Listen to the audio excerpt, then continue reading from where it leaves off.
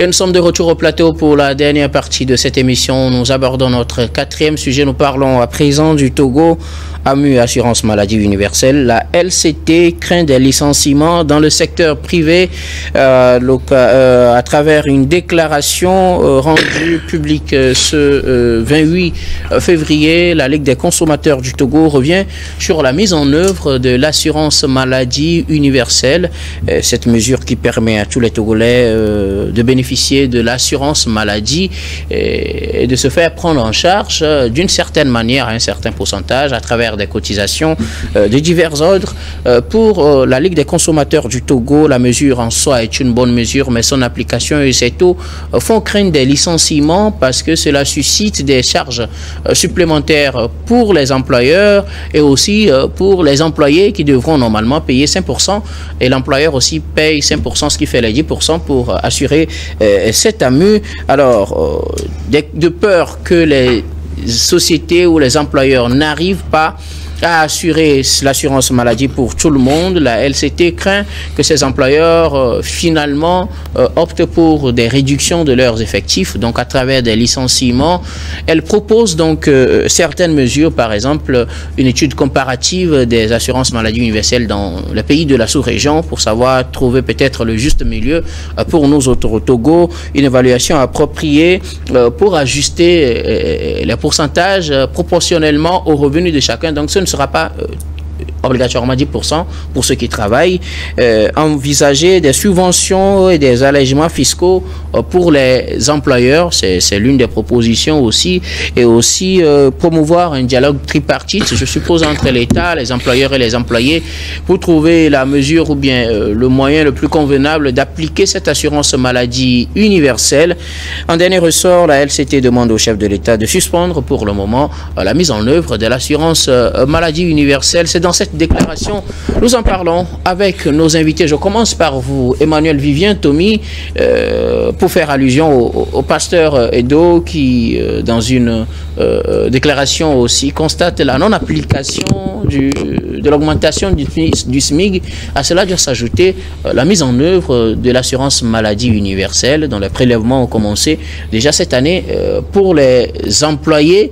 Alors, la LCT demande la suspension au regard des constats que nous venons de dresser. En tout cas, c'est ce qu'ils disent dans leur déclaration.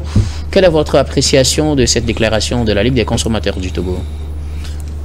La santé fait partie des priorités de chaque État. Et au Togo, la population a toujours réclamé de meilleures conditions de santé pour pouvoir effectivement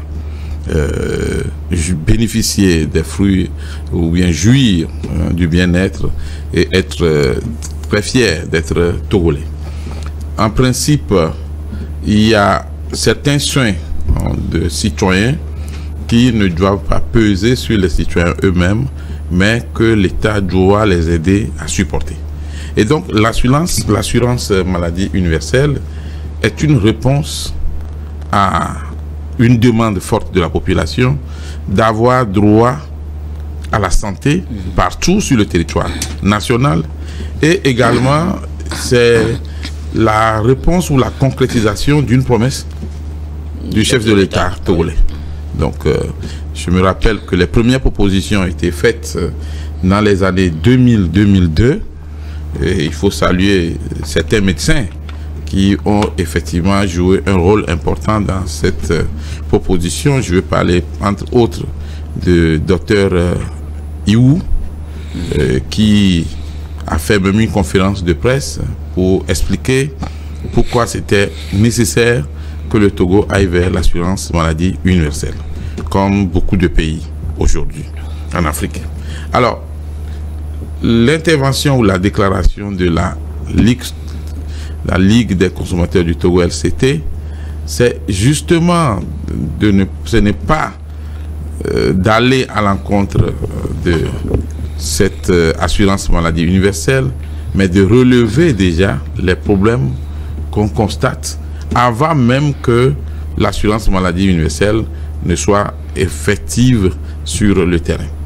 Suivant les décisions du gouvernement, l'assurance maladie universelle devrait s'appliquer à partir du mois de janvier, mais les structures qui sont en charge effectivement de cette effectivité de l'assurance maladie sont en train de faire un travail pour commencer dans les semaines à venir. Alors aujourd'hui, la question qui se pose, est-ce que nous voulons aller à l'assurance maladie universelle? Oui, la réponse est complète, elle est totale. Tout le monde, tous les Togolais. La seconde question maintenant, mais qu'est-ce que cela nous coûte? Ou bien quel est le poids que nous devons supporter? En principe, l'assurance maladie universelle veut garantir les soins pour tous les Togolais, leurs familles et leurs proches, sans exception aucune. C'est-à-dire que tu sois travailleur ou en chômage, que tu sois personne handicapée, personne de l'autre génération ou enfant, tu as droit à des soins d'abord et on va parler du reste après. Cela va permettre à nos femmes, surtout les femmes enceintes, de pouvoir accoucher sans aucun souci, de ne pas fuir les hôpitaux. Heureusement, les jeunes ne connaissent pas ça, mais beaucoup sont nés à la maison. Mais aujourd'hui, les choses sont en train de changer. Parce que quand le citoyen ou la citoyenne est rassuré que les soins médicaux ne vont pas coûter les yeux de la tête, on a tendance à aller vite à l'hôpital. Les femmes enceintes, il y en a qui refusaient d'aller se faire consulter. Mais aujourd'hui, avec la diminution des coûts et la possibilité de bénéficier de l'assurance, on veut se faire soigner. Donc, la demande de la LCT, ce n'est pas d'arrêter le processus de l'AMU, mais de voir, le suspendre pour le moment. de voir comment peut-être faire mieux. Ils ont demandé au chef de l'État une suspension pour 1 an. C'est au chef de l'État de décider.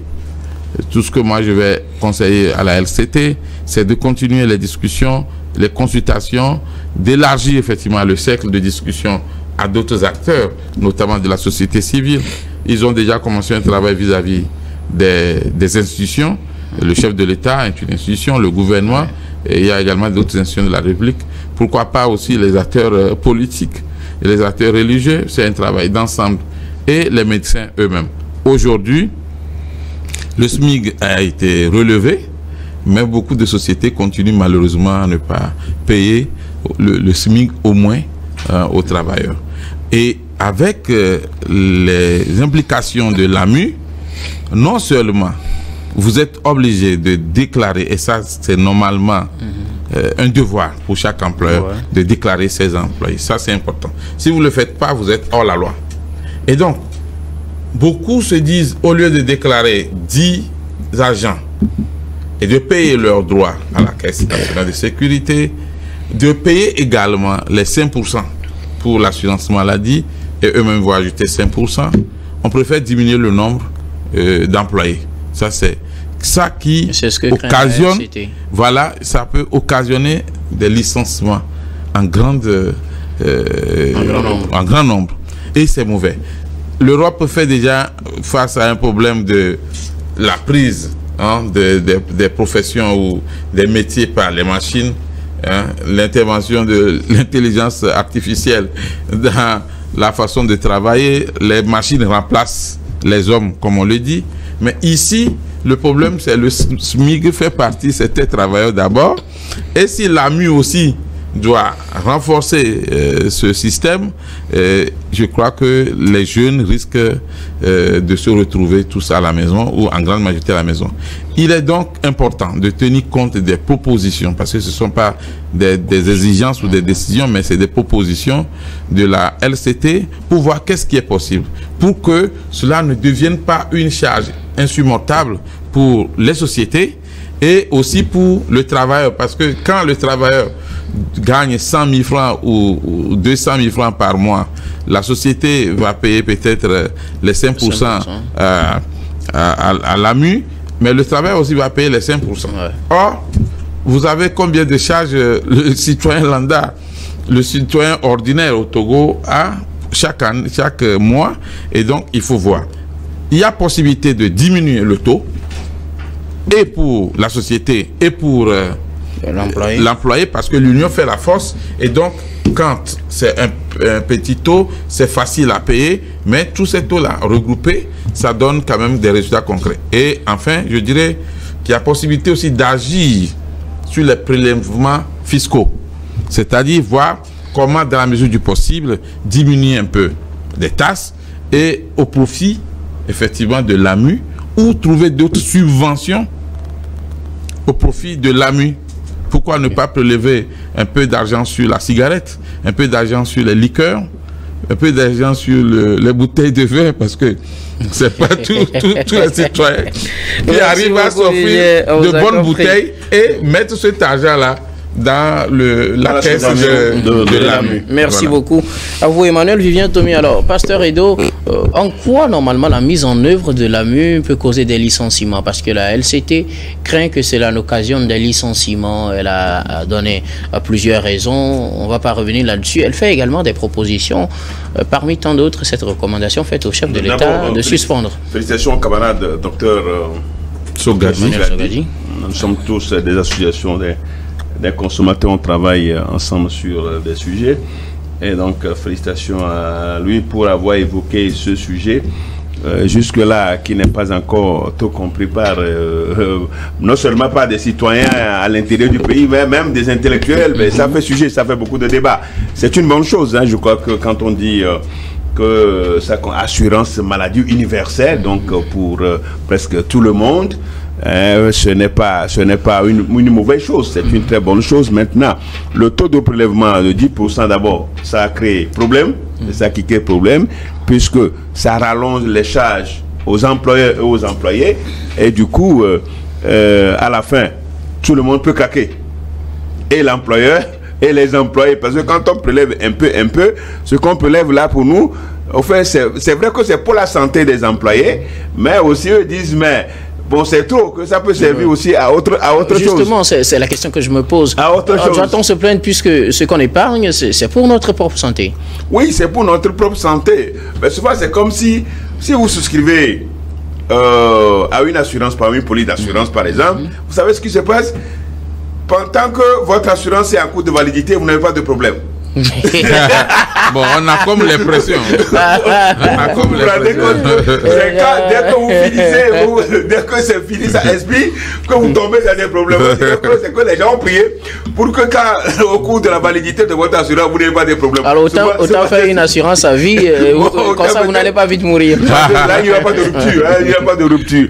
Bon, donc c'est dire que c'est un peu ça. Dit, bon, j'ai pas de l'argent pour ma santé, mais peut-être que je ne suis pas tombé aujourd'hui malade. Il y a un mois passé, je ne suis pas tombé malade. Ma famille n'est pas tombée malade, donc l'argent du mois là c'est passé. Mais vous voyez que ça c'est un peu la réaction, la mentalité de nous, c'est notre mentalité. Bon, donc maintenant, le sujet évoqué, comme on l'a dit tout à l'heure, comme Tommy l'a dit, le sujet évoqué, c'est des charges supplémentaires que cela crée. Et quand vous déclarez à la caisse, et souvent vous savez, la loi même dit que si l'employeur ne vous déclare pas à la caisse, vous-même, vous pouvez aller vous déclarer, vous faire déclarer. Ça, c'est la loi. Vous pouvez aller même vous-même vous faire déclarer. Et donc, ça, en le faisant, l'employeur est sous le coup de sanction pour n'avoir pas déclaré ses employés. Et donc, en faisant tout ça, et par mois, en prélevant, si vous avez 100 personnes peut-être dans votre société, c'est de l'argent. Donc, ici, il est question d'abord de diminuer, en tout cas c'est ça la proposition, de diminuer le prélèvement, le taux de prélèvement. Donc, parce que dans la sous-région, quand on fait une étude comparative, on se rend compte que dans la sous-région, les gens ne sont pas allés à plus de à 10%. Donc, ça varie entre 8, 5 à 8, 6. Certains pays appliquent même 1000 francs par mois. Certains pays appliquent. Et aussi, ce qui est encore intéressant dans sa proposition, c'est que c'est en fonction des salaires. Hein, oui. Des salaires. Donc, si vous avez 200 000 francs donc, par mois, donc vous payez 2 000 ou 2 500. Ceux qui ont en dessous de 200 000 peuvent payer 1 000 francs ou même 500. Même 500. Donc, je crois que là, si on le fait progressivement en fonction de trucs, ça va être quand même quelque chose qui va intéresser les gens. Plus le prélèvement est moins, plus les gens vont adhérer à la chose. Et aussi, une question très importante, il a dit quelque chose tout à l'heure, c'est important, ça fait rire, mais aussi quand même, il faut aller chercher encore ailleurs pour nourrir la caisse de l'AMU, avec des prélèvements, des subventions, des trucs qu'il a dit, des taxes qu'il a dit aujourd'hui, qu'on peut, puisqu'il est question de la santé. Bon, donc, on est tous d'accord que l'AMU, c'est une bonne chose, il faut l'appliquer. Mais comment l'AMU, c'est une bonne chose. Et comment c'est arrivé, et comment ça veut s'appliquer, c'est ça. Donc, il faut la suspension, oui, peut-être pour mieux réfléchir les choses, ficeler bien les choses, et puis faire participer les citoyens. C'est-à-dire que les gens comprennent qu'il y a des publicités dans toutes les langues, un peu partout, qu'il y a une campagne qui soit organisée, les maires, les chefs traditionnels, les leaders d'opinion, la société civile, qu'on s'organise pour parler du bienfait de la chose, parce que la santé n'a pas de prix, et la santé avant tout. Donc, si on se rend compte que si les 1000 francs, les 1000 francs, les 500 que j'épargne,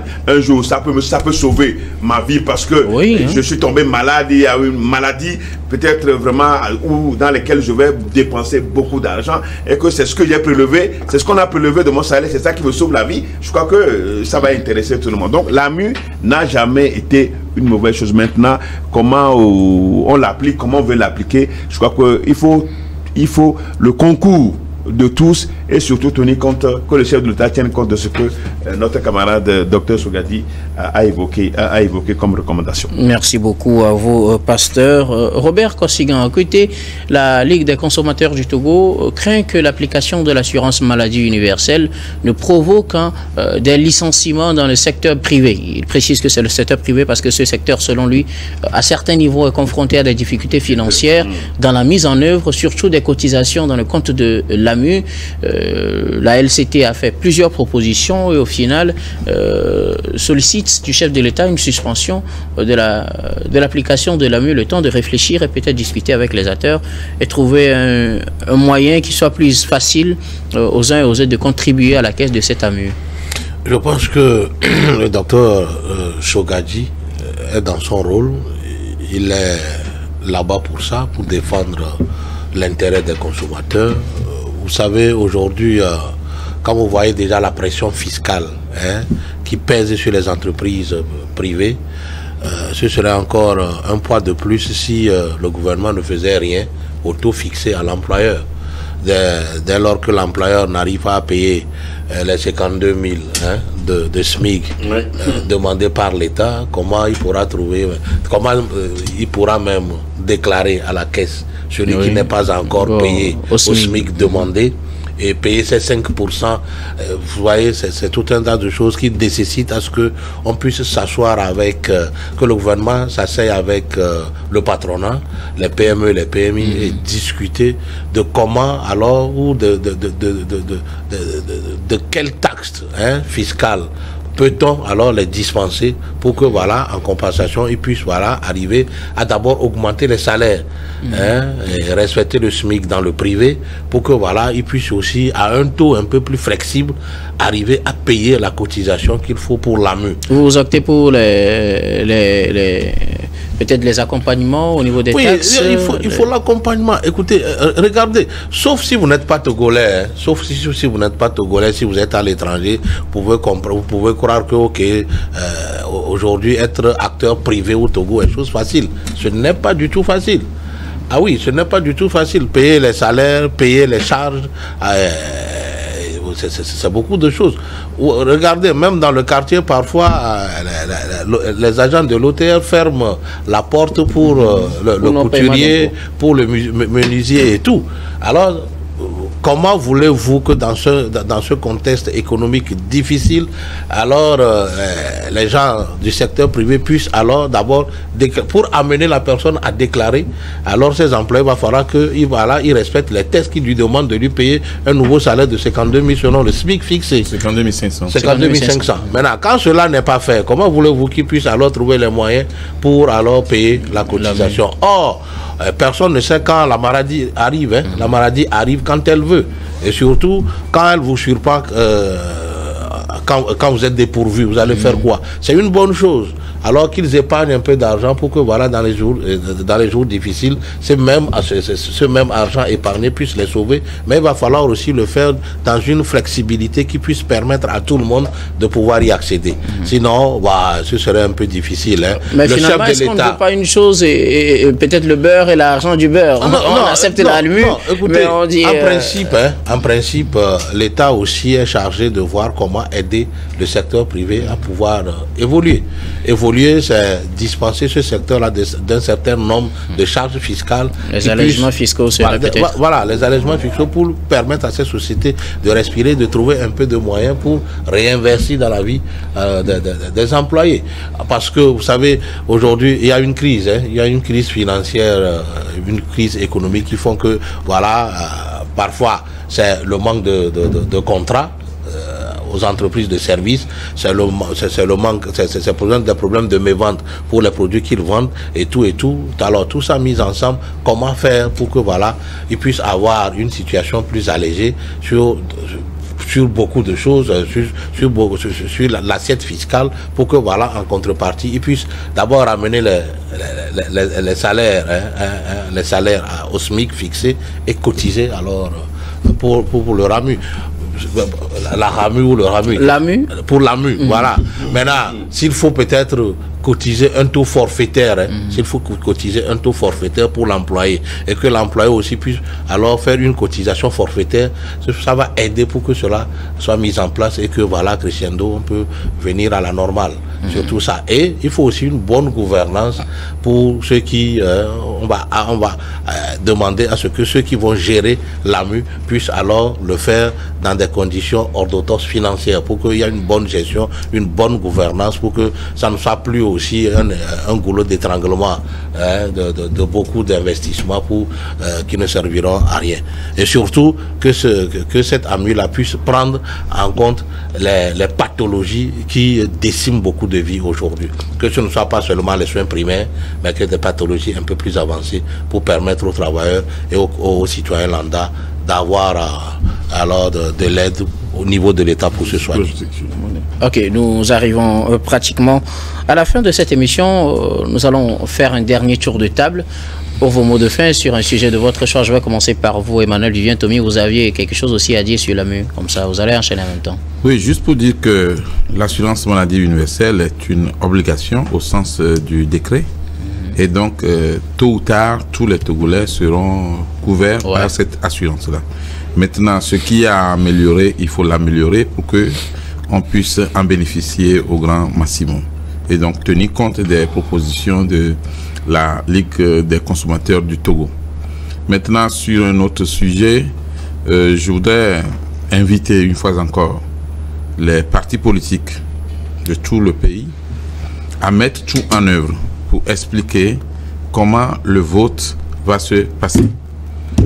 Inviter aussi les différentes institutions impliquées dans l'organisation de ces élections à continuer encore plus la sensibilisation pour que tout le monde sache comment ça va se dérouler véritablement. Et enfin, demander à tous les leaders religieux, leaders politiques, les autorités traditionnelles et toutes les bonnes volontés à tout mettre en œuvre pour que nous ayons des élections apaisées, des élections démocratiques et que la campagne qui va s'ouvrir dans quelques semaines soit un moment d'allégresse, de joie, de fraternité et qu'il n'y ait pas du tout de violence. Le Togo a tourné définitivement la page au système d'élection avec violence et nous devons continuer avec ces deux scrutins qui arrivent. Nous devons tout faire pour que ce soit des élections apaisées et en cela chacun doit faire sa part. Merci beaucoup à vous, Emmanuel Vivien. Tommy, vous êtes journaliste, directeur général de Plume Libre. Vous êtes également conseiller en communication politique. Merci d'avoir répondu à notre invitation. C'est toujours un plaisir. Et moi, Robert Kossigan à côté, vos mots de fin. Je voudrais demander à la jeunesse togolaise de veiller à ce que toute la campagne se passe dans de bonnes conditions, la campagne électorale, je voudrais dire, et que le jour du vote, les jeunes puissent choisir le candidat qui a un projet de société qui répond à à leur aspiration, qui puisse leur permettre de s'épanouir tout doucement, hein, simplement. Il ne faudrait pas courir derrière les sous pour aller prendre un candidat qui, à la fin, ne votera pas des lois qui vont concourir à votre réussite. C'est très important. Aujourd'hui, le monde est géré par cette force-là, cette jeunesse. Alors, s'il y a des candidats qui sont jeunes, il faut alors lire leur projet de société, chercher à comprendre et savoir qui faut-il envoyer à l'Assemblée nationale, parce que c'est eux qui vont légiférer. Et si ces lois-là plaide à votre faveur, vous allez avoir une vie épanouie. C'est très important. Merci beaucoup à vous. Robert Kossigan a été analyste politique, président de l'association, l'Alliance Jeunesse Développement AJD. Merci beaucoup, Robert, d'avoir répondu à notre invitation. Et l'électrification de Klikamé. Surtout, hein. Je demande à ce que MMLK puisse me soutenir dans ce projet. Hein. Ah ouais, justement, on va passer la parole au pasteur du MMLK. Non, je crois que je voudrais juste dire que l'électrification, mais l'électricité est un droit pour tous les citoyens. C'est un droit. C'est-à-dire, c'est un devoir pour l'État d'électrifier, hein, tout le territoire. Et donc, l'électrification pour tous, ça fait partie des objectifs durables pour le développement des ODD. Et donc, ce qui est important, c'est que qu'on ne fasse pas, hein, qu'on ne dise pas aux gens qu'ils doivent faire quelque chose avant qu'on ne leur apporte l'électrification. Ce n'est pas, non, je crois que c'est une campagne de désintoxication. Ce n'est pas normal. Ce n'est pas d'intoxication. Alors. Hein? D'intoxication.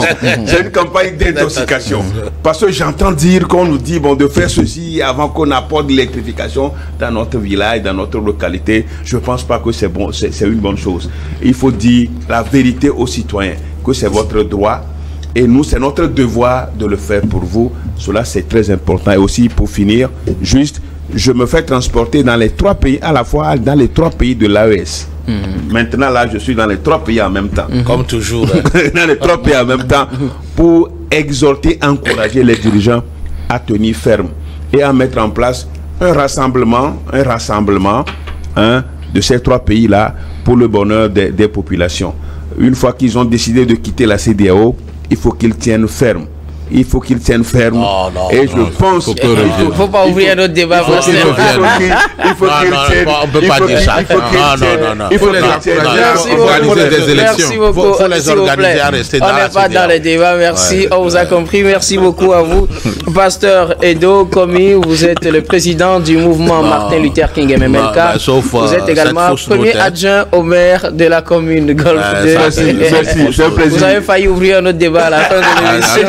Ça va continuer. Nous disons merci beaucoup à toutes les équipes techniques et rédactionnelles qui nous ont aidés à préparer, à présenter cette émission. Merci à Richard Koufanga à la réalisation, à Fofogolo à la caméra, à Didier Routondi et Christian Obaniko à la diffusion. Merci également à vous, très chers téléspectateurs, de nous avoir suivis. C'est la fin de ce numéro de Regard Croisé. Je vous retrouve demain avec le même plaisir pour un autre numéro.